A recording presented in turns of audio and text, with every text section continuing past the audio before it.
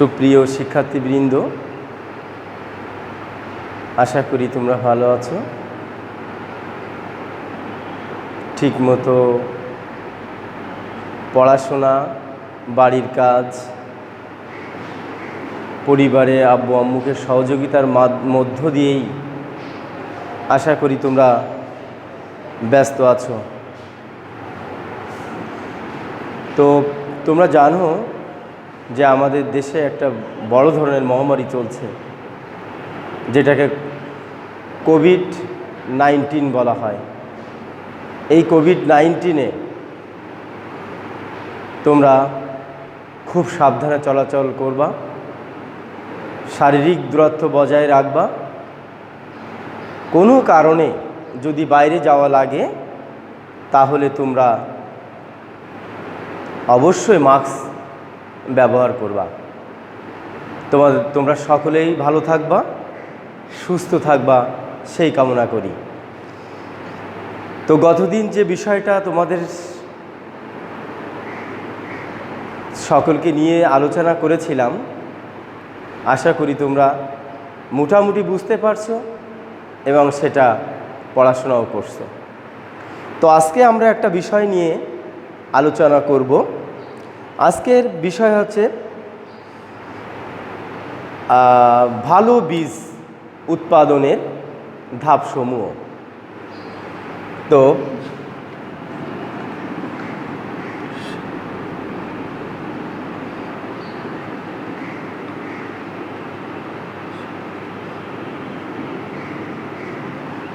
শিক্ষা, তাহলে আজকে আমাদের পাঠের বিষয় হচ্ছে ভালো বীজ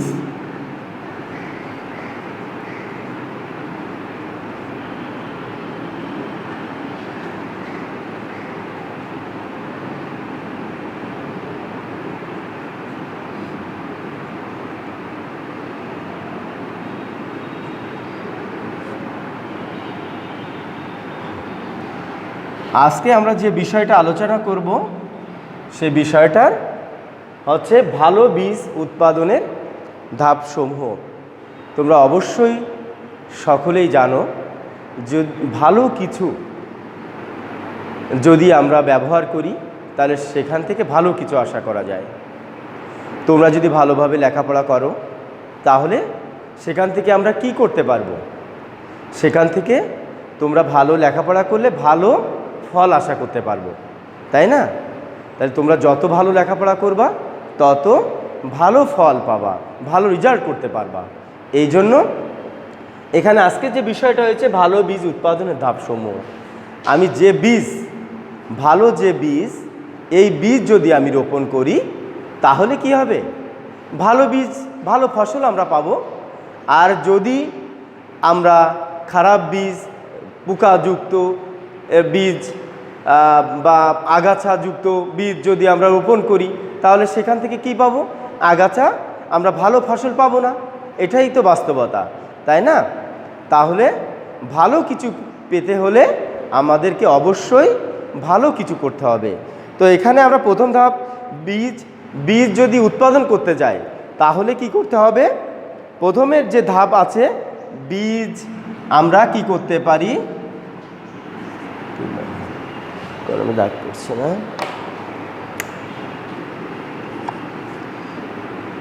1 নম্বর হচ্ছে, 1 নম্বর কি? বীজ জমি নির্বাচন, তাই তো? আমরা কি করতে পারি? প্রথম ধাপটা হচ্ছে বীজ জমি নির্বাচন। ঠিক আছে? তাহলে প্রথম আমরা যে জমি থেকে আমরা বীজ উৎপাদন করব সেই জমিটা আমরা কি করব? আমরা প্রথমে একটা ভালো জমি নির্বাচন করব। এখানে আমাদের প্রথম পয়েন্টটা আসছে বীজ জমি নির্বাচন। তাহলে বীজের জন্য যে জমিটা আমরা নির্বাচন করব বা যেখানে বীজটা ভালো হবে, ঠিক সেই ধরনের একটা জমি আমরা কি করব? আমরা নির্বাচন করব। তাহলে আমাদের সেখান থেকে বীজ উৎপাদন করা অনেকটা সহজ হয়ে যাবে, তাই তো? এরপরে দেখো 2 নাম্বার পয়েন্ট হচ্ছে বীজ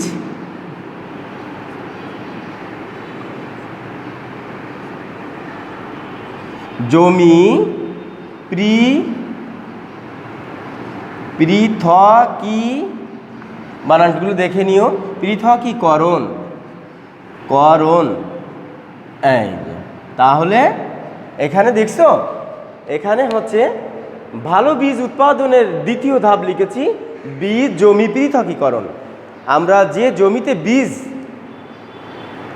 আমরা উৎপাদন করার জন্য নির্বাচন করব, সেই জমিটা আমরা কি করব? সেই জমিটা আমরা অন্য যেসব জমিগুলো আছে সেই জমি থেকে আলাদা করব। আলাদা করতে হলে কি করতে হবে? চারিপাশে আইল দিতে হবে, তারপরে কি করতে হবে? বেড়া দিতে হবে। বেড়াটা কি জন্য দিব? যেন আশেপাশে যেসব গরু ছাগলগুলো চড়ে মাঠে ঘাস খায়, ওই গরু ছাগলগুলোর জন্য আমাদের এই বীজ উৎপাদনের জমিতে যেন না ঢুকতে পারে। এই জন্য আমরা কি করব? যে অন্য জমি থেকে এই বীজ উৎপাদনের যে জমিটা, এটা আমরা কি করব? আমরা পৃথকী করব বা আলাদা করব। 3 নাম্বার পয়েন্টটা দেখো। 3 নাম্বার পয়েন্টটা আমরা ভালো বীজ উৎপাদনের ধাপসমূহের মধ্যে 3 নাম্বার পয়েন্টটা হচ্ছে বীজ সংগ্রহ। হ্যাঁ, 3 নাম্বার পয়েন্টটা হচ্ছে বীজ সংগ্রহ। তাহলে এখানে আমরা আলোচনায় আনতে পারি বীজ সংগ্রহটা আমরা কিভাবে করতে পারি। কারণ বীজ সংগ্রহটা হচ্ছে সবচেয়ে বড় ব্যাপার। তুমি যেমন আগেই তোমাদের বলেছি, যেমন বীজ সংগ্রহ করবে তেমন তুমি ফসল উৎপাদন করতে পারবে। বীজ যদি তোমার ভালো হয় তাহলে তোমার ফসলও ভালো হবে। এটা সবসময় মাথায় রাখতে হবে। আর বীজ সংগ্রহের সময় যে বস্তা থেকে আমি বীজ বা বাজার থেকে ক্রয় করার সময় আমি কি করব? আমি তার গায়ে জাতের নাম, তারপরে ট্যাগ নাম্বার, তারিখ, তারপরে ভালো বীজ যে কয়েকটা বৈশিষ্ট্য থাকে ওই বীজের যে বস্তাটা, সেই বস্তাটায় এই সবগুলো লেখা আছে কিনা সেটা আমরা কি করব? আমরা ভালোভাবে লক্ষ্য করব এবং খেয়াল করব আর কি। তারপরে পয়েন্টটা দেখো, আরেকটা বিষয় হচ্ছে 4 নাম্বার হচ্ছে ভালো বীজ উৎপাদনের ধাপসমূহের মধ্যে 4 নাম্বার পয়েন্টটা হচ্ছে বীজ হার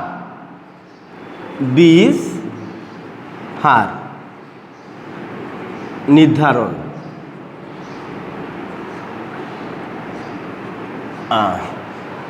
বীজ কলমে একটু দাগ কালি কম পড়তেছে, তোমরা একটু বুঝে নিও। তাহলে ভালো বীজ উৎপাদনের 4র্থ ধাপটা লিখেছি বীজ হার নির্ধারণ। এটা একটা গুরুত্বপূর্ণ বিষয়। কারণ আমি যদি বাজার থেকে যে বীজ ক্রয় করব, সেই ক্রয়কৃত বীজ আমি তো মনে করো একটা জমিতে আমার 10 কেজি বীজ লাগবে। এখন সেই জমিতে যদি 80% উপরে অঙ্কুরোদ্গম ক্ষমতা বীজে থাকে, তাহলে আমি বুঝবো যে এই বীজটা ভালো বীজ। এই জন্য ভালো বীজ সবসময় 80% বীজ উপরে গজানোর ক্ষমতা থাকবে, সেই ধরনের বীজ আমি বাজার থেকে কি করব? আমি ক্রয় করব আর কি। এরপরে দেখো, আচ্ছা যেহেতু তোমরা এখানে খেয়াল করো, আমার এখানে আরেকটা লিখতে পারি, আরেকটা লিখতে পারি এখানে। 5 নাম্বারটা দেখো। 5 নাম্বারটা হচ্ছে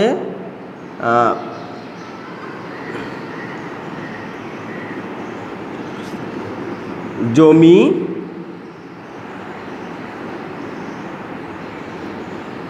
প্রস্তুতকরণ। এখানে দেখো ভালো বীজ উৎপাদনের ধাপসমূহের মধ্যে কি আছে? 5ম নম্বর পয়েন্ট হচ্ছে জমি প্রস্তুতকরণ, তাই তো? এইটা জমি প্রস্তুতকরণটা একটা খুব গুরুত্বপূর্ণ বিষয়। যদি তুমি ভালো বীজ উৎপাদন করো আর সেই ভালো বীজ থেকে যদি ভালো ফলন পেতে চাও, তাহলে তোমাদেরকে অবশ্যই কী করতে হবে? জমিটা ভালোভাবে প্রস্তুত করতে হবে। জমিটা যদি ভালোভাবে প্রস্তুত করো, তাহলে সেখান থেকে ভালো বীজ উৎপাদন করা যাবে। আর ভালো বীজ উৎপাদন করলে ভালো ফসলও পাওয়া যাবে। আর যদি ভালো বীজ তোমরা বা জমি যদি ভালোভাবে প্রস্তুত না করো, তাহলে কি হবে? সেখান থেকে ভালো ফসল এবং ভালো বীজ উৎপাদন হবে না। তাই খেয়াল রাখতে হবে যে ভালো বীজ উৎপাদনের জন্য জমি ভালোভাবে প্রস্তুত করতে হবে।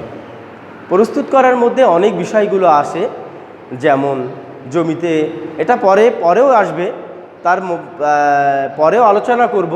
তারপরেও এর মধ্যে আসতে পারে, কি আসতে পারে? আগাছা দমন আসতে পারে। তারপরে জমিতে বড় বড় ঢেলা থাকলে সেগুলো কি হবে? সেগুলো ভেঙে টুকরো টুকরো করতে হবে। তারপরে জমিতে রস না থাকলে রস বা পানি দেওয়ার ব্যবস্থা করতে হবে। এই ধরনের যে বিষয়গুলো আছে, এই বিষয়গুলো আছে জমি প্রস্তুতকরণের মধ্যে এসে যায়। তাই তোমাদেরকে অবশ্যই জমি প্রস্তুতির দিকে কি করতে হবে? খেয়াল রাখতে হবে আর কি। এটা সব সময় একটা ভালো দিক নজর দিতে হবে তোমাদের, যে জমি প্রস্তুতটার জন্য ঠিকঠাক মতো হয়। আচ্ছা সুপ্রিয় শিক্ষার্থীবৃন্দ, যেহেতু আমার এখানে জায়গা একটু কম হয়ে গেছে, আমি তাহলে উপর থেকে 2-1টা পয়েন্ট আমি মুছে দিতে পারি। হ্যাঁ, তাহলে মুছে দিব। হ্যাঁ, মুছে দিতে পারি। তাহলে দেখো, এখান থেকে আমি 2টা পয়েন্ট আমি মুছে দিলাম। তাহলে দেখো, তাহলে আমার 6 নম্বর পয়েন্টটা হচ্ছে বীজ বপন। তাহলে ভালো বীজ উৎপাদনের ধাপসমূহের মধ্যে 6 নম্বর পয়েন্টটা হচ্ছে কি? বীজ বপন। এই বীজ বপনও আরেকটা গুরুত্বপূর্ণ বিষয়। বীজটা আমি খুব সঠিক এবং নিয়ম মেনে এবং সাবধানে আমি এটা বপন করব। তবে বীজ বপনের জন্য কয়েকটা বিষয় আমরা লক্ষ্য করি। যেমন রূপাত আমন বা ধানের জন্য অনেক জমি কাদামুক্ত করে নিতে হয়, বেশ কাদাযুক্ত করে নিতে হয়। এখানে ধান রোপণ করতে হয়, ধানের বীজ রোপণ করতে হয়। পক্ষান্তরে বা অপর দিকে তুমি গমের দিকে খেয়াল করো, গমও বীজ ধানও বীজ। তাহলে গমের দিকে যদি আমি খেয়াল করি, তাহলে কি হবে? দেখো, গমের সময় জমিটা ভালোভাবে প্রস্তুত করতে হয়। তারপরে মাটিটা কাদামুক্ত যেন না হয় এবং ঝুরঝুরে প্রকৃতির হয়, সেদিকে খেয়াল রাখতে হবে।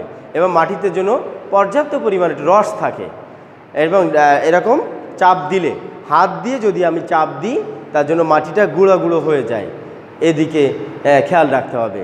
তাহলে কিছু কিছু আমরা কি বুঝলাম?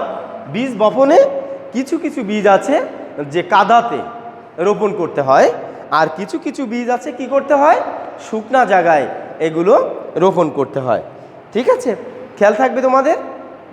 আচ্ছা, তারপরে দেখো, তারপরে আছে 7 নম্বর পয়েন্টটা দেখো। 7 নম্বর পয়েন্টটা হচ্ছে রোগিং বা বাছাইকরণ।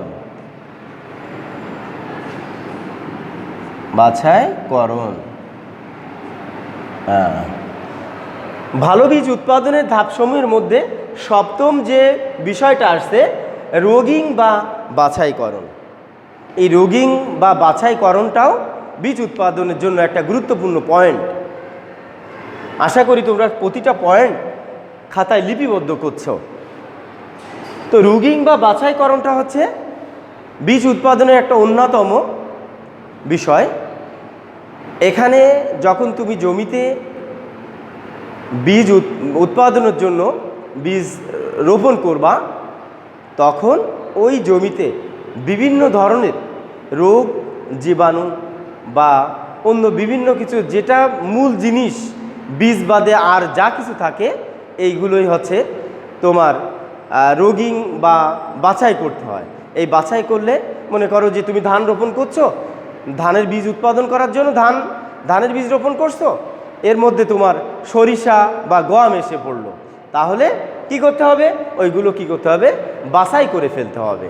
এই জন্য রোগিং বা রোগ জীবাণু এবং অন্য আগাছাপত্র যা কিছু আছে এইগুলো বীজ ক্ষেত থেকে অপসারণ করা বা সরিয়ে ফেলা হচ্ছে কি রোগিং বা বাছাইকরণ। আশা করি তোমরা এটা বুঝতে পারছো। আচ্ছা, এরপরে দেখো, এরপরে আর পয়েন্টটা হচ্ছে সর্বশেষ 8 নাম্বার আমরা কি করতে পারি? বীজ উৎপাদনের জন্য, আমরা ভালো বীজ উৎপাদনের জন্য আমরা যে জমিটা নির্বাচন করব এবং জমিটা নির্বাচন করার পরে কি করতে হবে? সেখানে বীজ রোপণ করলাম, রোগিং বা বাছাই করলাম, মানে এভরিথিং অনেক কিছু করলাম। করার পরে এখন আমাদের লাস্ট যে বিষয়টা এসে আমাদের কাছে আগমন হয় সেটা হচ্ছে পরিচর্যা করা। এই পরিচর্যা করাটা হচ্ছে সবচেয়ে ভালো বীজ উৎপাদনের জন্য একটা গুরুত্বপূর্ণ বিষয়। তুমি যদি পরিচর্যা না করো তাহলে সেখানে কোনো রকম ভালো কিছু আশা করা যাবে না, ভালো বীজ বা ভালো ফল কোনোভাবে আশা করতে পারবা না। তুমি শুধু রোপণ করে রেখে আসলেই তো কিছু হবে না। রোপণ করে আসলেই সেগুলো কি হবে? সেগুলো গরু ছাগল আছে খেয়ে ফেলবে, পোকামাকড় আছে খেয়ে ফেলাবে, আগাছা আসছে সেগুলো ওই বীজগুলো যেগুলো অঙ্কুরোদ্গম হবে সেগুলো খেয়ে ফেলবে। এই জন্য আমাদের কি করতে হবে? অবশ্যই পরিচর্যা করতে হবে। রোপণের পর কি করতে হবে? তোমার ওখানে যে জমি, যে বীজ ক্ষেতটা কি হবে? কি করতে হবে? যে ওখানে আগাছা, অবাঞ্ছিত কোনো ঘাস গাছ লতা পাতা জন্মেছে কিনা সেগুলো সুন্দর করে সরিয়ে ফেলতে হবে, উপড়ে ফেলতে হবে। তা যদি আমরা না ফেলি তাহলে বীজের জন্য, যে ভালো বীজ উৎপাদনের জন্য যে বীজগুলো আমরা ব্যবহার করব, তার জন্য যে সার ব্যবহার করব, এই সারগুলো কি করবে? এই আগাছা অন্য যে গাছপালা এগুলো খেয়ে ফেলবে। এই জন্য আমাদের পরিচর্যাটা অত্যন্ত গুরুত্বপূর্ণ। আরেকটা বিষয় হচ্ছে সার দেওয়া। এটাও কি কার মধ্যে পড়ে? এটাও পরিচর্যার মধ্যে পড়ে। গাছ যদি একটু দুর্বল হয় বা একটু লালচে হয়ে যায় বা একটু বড় হচ্ছে না, সেক্ষেত্রে আমরা কি করব? পরিমাণ মতো আমরা সার ব্যবহার করব। তো এখানে সার ব্যবহার করাটা আমাদের যে নির্দিষ্ট থানা কৃষি অফিসার আছে, আমাদের উপসহকারী কৃষি কর্মকর্তা ভাইরা আছে, ভাই বোনেরা আছে, এদের কাছ থেকে আমরা এই পরিমাণটাও নির্ধারণ করে নিতে পারি। আরেকটা বিষয় আছে পানি দেওয়া। তোমরা জানো যে বীজ উৎপাদন করতে হলে বা যার জীবন আছে তার পানির প্রয়োজন আছে। পানির অপার নাম কি? পানির অপার নাম জীবন। তুমি যদি গাছ রোপণ করছো বা বীজ রোপণ করছো, সেখানে যদি তুমি পানি না দাও তাহলে সেই বীজ অঙ্কুরোদ্গমিত হবে না এবং তা থেকে বড় হয়ে ভালো কিছু আশা করা যাবে না। পানির অভাবে ওগুলো কি হবে? আস্তে আস্তে শুকিয়ে যাবে, তাই তো? তাহলে পরিচর্যাটা কি? পরিচর্যাটা একটা গুরুত্বপূর্ণ বিষয়। সব লাগানোর পরে আমরা যা কিছু করব ভালো বীজ উৎপাদনের জন্য, এইগুলোই হচ্ছে পরিচর্যা। তাহলে সুপ্রিয় শিক্ষার্থীবৃন্দ, আশা করি মোটামুটি তোমরা ভালো বীজ উৎপাদনের ধাপসমূহ বুঝতে পারছ। তাহলে আমাদের প্রথম বিষয়টা কি ছিল? আমাদের প্রথম বিষয়টা ছিল হচ্ছে বীজ জমি নির্বাচন। তাহলে প্রথমে আমরা কি করব? কি করেছিলাম, কি আলোচনা করেছিলাম? বীজের জন্য একটা ভালো জমি আমরা নির্বাচন করব, যাতে সেখানে ভালো বীজ আমরা উৎপাদন করতে পারি, এই ধরনটা সুন্দর একটা কি আমরা জমিটা নির্বাচন করব। তারপরে হচ্ছে কি আলোচনা করেছিলাম দ্বিতীয় নম্বর পয়েন্টে এখানে মুছে দিয়েছি, তাই না? তাহলে আমরা জমি পৃথকীকরণ, হ্যাঁ, বীজের জন্য আমরা যে জমিটা নির্বাচন করেছিলাম সেই জমিটা অন্য জমির থেকে আলাদা যেন হয় বা আলাদা রাখতে পারি, সেটা আমরা আলোচনা করেছিলাম। এই জন্য বীজের জমি পৃথকীকরণ। তৃতীয় নাম্বার পয়েন্টটা ছিল বীজ সংগ্রহ, এখানে আছে দেখো। তাহলে আমরা ভালো বীজ যে উৎপাদনের যে ধাপসমূহের মধ্যে তৃতীয় নম্বরে আলোচনা করেছিলাম কি বীজ সংগ্রহ। তাহলে বাজার থেকে যে বীজ সংগ্রহ করব তার বস্তাটার দিকে খেয়াল রাখবো, মানে বীজের পাত্রটার দিকে খেয়াল রাখবো, পাত্রের গায়ে তারিখ, তারপরে বীজের নাম, তারপরে ট্যাগ নাম্বার, এই যে বিষয়গুলো থাকে এইগুলো সুস্পষ্ট করে আছে কি না এইগুলো আমরা খেয়াল করব আর কি। 4 নম্বর পয়েন্ট হচ্ছে বীজের হার নির্ধারণ। হ্যাঁ, যে বীজ আমি কুড়াই করে নিয়ে আসলাম সেই বীজে কি পরিমাণ ভালো বীজ, শতকরা কত পার্সেন্ট গজানোর ক্ষমতা আছে, এইগুলো আমরা খেয়াল করব বা নির্ধারণ করব।